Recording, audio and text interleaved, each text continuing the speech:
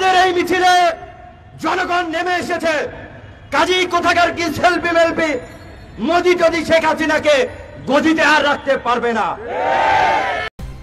আগামী ডিসেম্বরের মধ্যে নির্বাচন হবে এমন মন্তব্য করেছেন নুরুল হক নূর। গণ অধিকার পরিষদের সভাপতি নুরুল হক নূর বলেছেন, আগামী ডিসেম্বরের মধ্যে নির্বাচন হবে। এদেশের মানুষ পরিবর্তনের জন্য প্রস্তুত। আওয়ামী লীগের মতো পুরানো ধারার রাজনীতি আর চলবে না। এত বড় দল হয়েও আজ ভাত না খেয়ে লুঙ্গি গামছা ছাড়া তারা সীমান্ত দিয়ে ভারতে পালিয়েছে। শনিবার 1 ফেব্রুয়ারি বিকেলে নারায়ণগঞ্জের সোনারগাঁয়ে পৌরসভা মাঠে রাজনীতি শীর্ষক আলোচনা সভায় প্রধান অতিথির বক্তব্যে তিনি এসব কথা বলেন। নূর বলেন, গতানুগতিকভাবে যদি এ দেশে রাজনীতি চলে তাহলে এ গণ অভ্যুত্থান বৃহৎ বিপ্লবে পরিণত হবে। সুযোগ কিন্তু বারবার আসে না।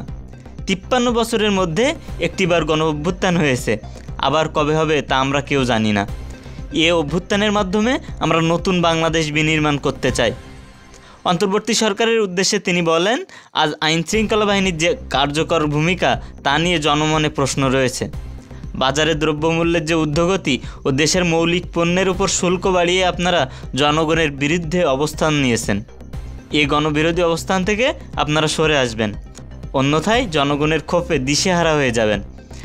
কেন্দ্রীয় গণ অধিকার পরিষদের সহসভাপতি ওয়াহিদুর রহমান মিল্কির সভাপতিত্বে ও জেলা গণ অধিকার পরিষদের সদস্য সচিব AKM সাইদুজ্জামান ও জেলা ছাত্র অধিকার পরিষদের সাধারণ সম্পাদক মোহাম্মদ মুহিবুল্লাহ সঞ্চালনায় প্রধান আলোচক হিসেবে উপস্থিত ছিলেন গণ অধিকার পরিষদের কেন্দ্রীয় কমিটির মুখপাত্র ও সিনিয়র সহসভাপতি ফারুক হাসান। আলোচনা সভায় উপস্থিত ছিলেন কেন্দ্রীয় ছাত্র অধিকার পরিষদের সম্পাদক নাজমুল হাসান, বীর মুক্তিযোদ্ধা আয়ুব আলী, আবু হানিফ, তোফাজ্জল হোসেন, রাহুল আরফান সহ গণ অধিকার পরিষদের বিভিন্ন অঙ্গ সংগঠনের নেতারা।